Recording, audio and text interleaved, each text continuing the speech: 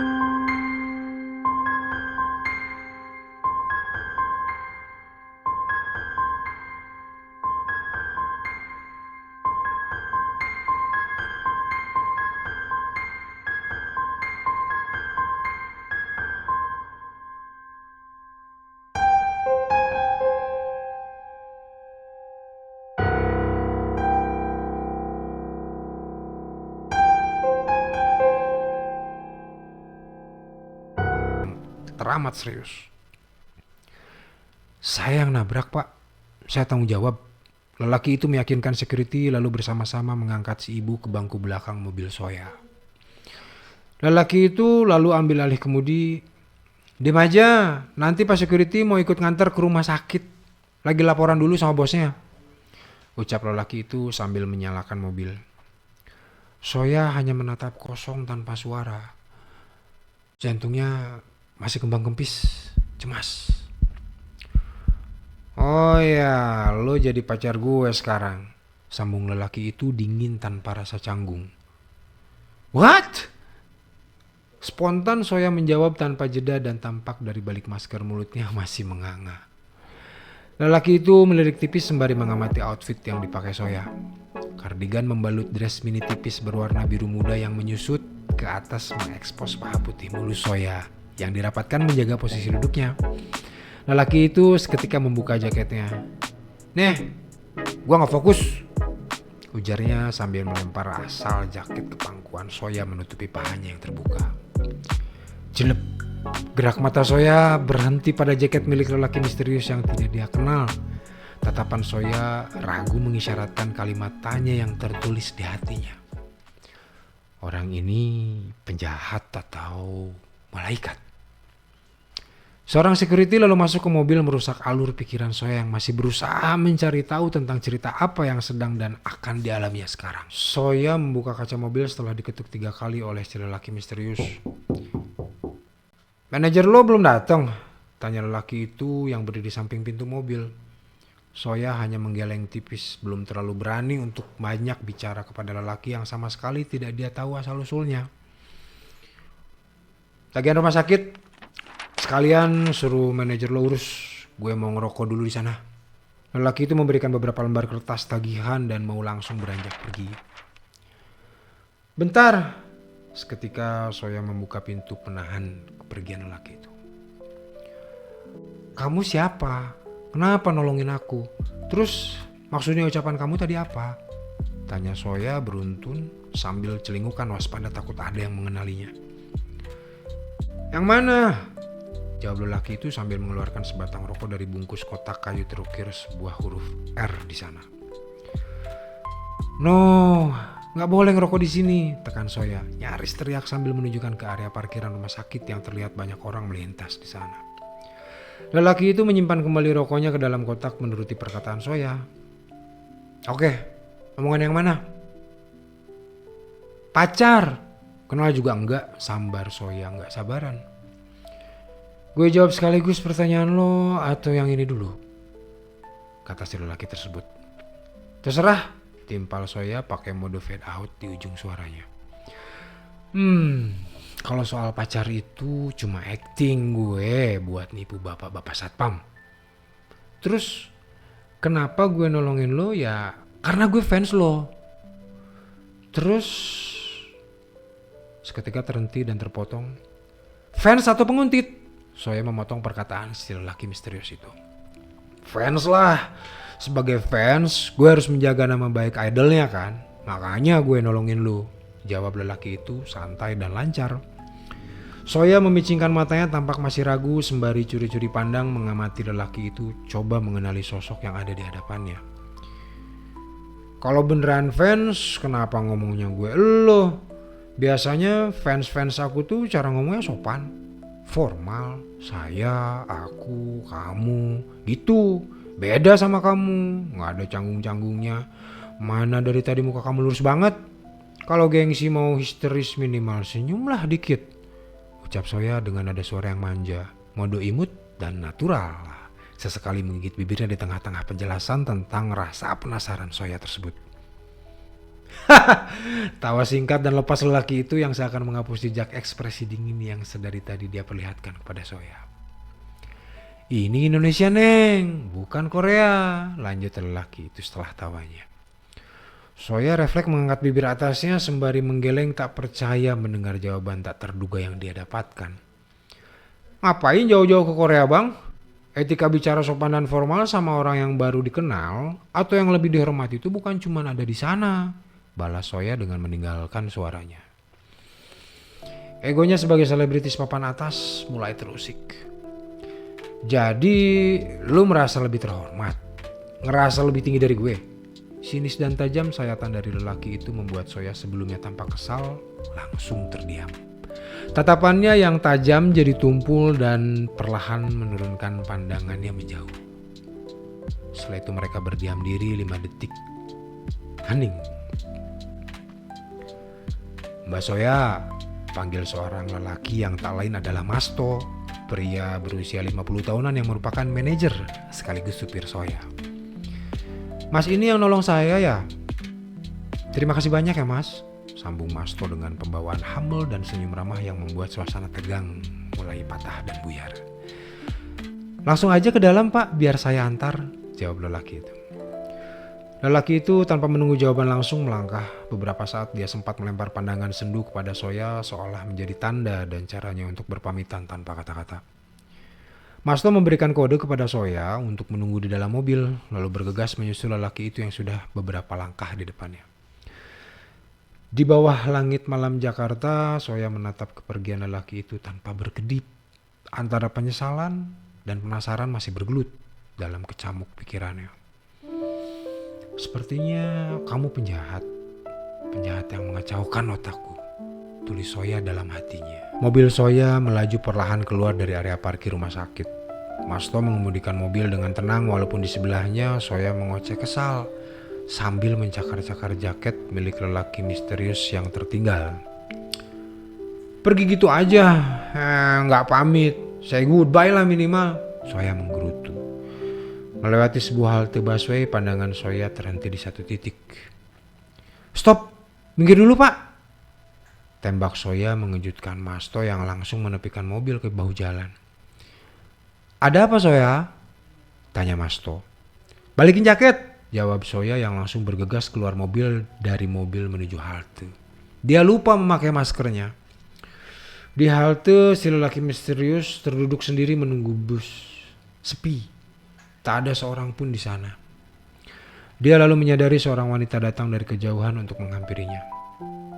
Ini punya kamu. Soya memberikan jaket yang langsung diraih lelaki itu dengan dingin. Makasih. Ya udah sana mobil nungguin, jawab dingin si lelaki. Soya seketika menarik nafasnya dalam, menahan kesal. Ingin pergi tapi kakinya belum bisa beranjak dari tempatnya berdiri seolah masih ada yang mengganjal di dalam hatinya. Gak pergi? Tanya singkat lelaki itu. Nyebelin banget manusia satu ini. Teriak Soya dalam hati yang buat darah di otaknya jelang mendidih. Soya kembali menarik nafasnya, kali ini lebih dalam, coba menguatkan diri untuk mengeluarkan apa yang ada di hatinya. Satu pertanyaan lagi belum kamu jawab, tanya Soya. Yang mana? Sambar si lelaki sinis. Kamu siapa? Tegas Soya. Gak perlu tahu. Lagian kita gak akan pernah ketemu lagi. Hari ini cuma kebetulan aja, jawab lelaki itu gak pakai mikir.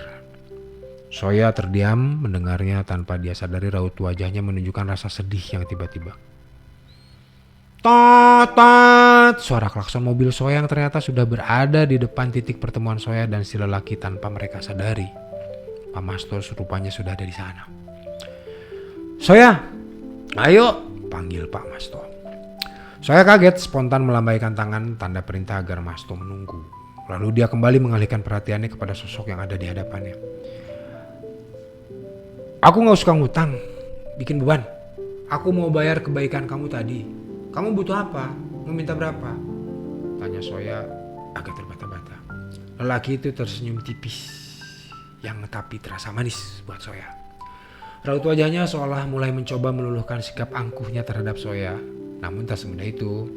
Lelaki itu mengambil nafas sejenak lalu kembali pasang wajah sinis dan menyebalkan. Gue minta pulau, jawab si lelaki itu dan berhenti sejenak memperhatikan ekspresi Soya. Soya terhenyak, speed emosi yang sudah di angka 80 km per jam terus merangkak naik menuju kecepatan tinggi. Namun Soya tetap menunggu lelaki itu meneruskan perkataannya. Gue cuma mahal, gak dibayar pakai uang, lanjut lelaki itu. Dar, Soya tak bisa menahan kekesalannya lagi terhadap sikap lelaki itu. Wajahnya mengencang seperti akan meledak amarahnya. Gas, kebut 150 km per jam. Kamu tuh sekedar aneh atau memang gila sih?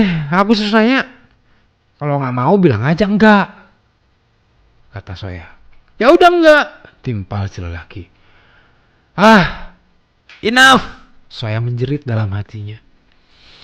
Soya mengepalkan tinju, membuang nafasnya tebal, mengekspresikan kemarahannya yang overload, lalu bersiap meninggalkan si lelaki tanpa sudi berbicara apa-apa lagi.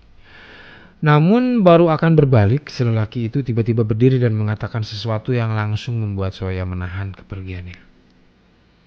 Besok, di tempat yang sama, ucap si lelaki sambil menunjukkan tempat mereka berdiri di saat ini. Dan waktu yang sama, lanjutnya sambil memperlihatkan jam tangan.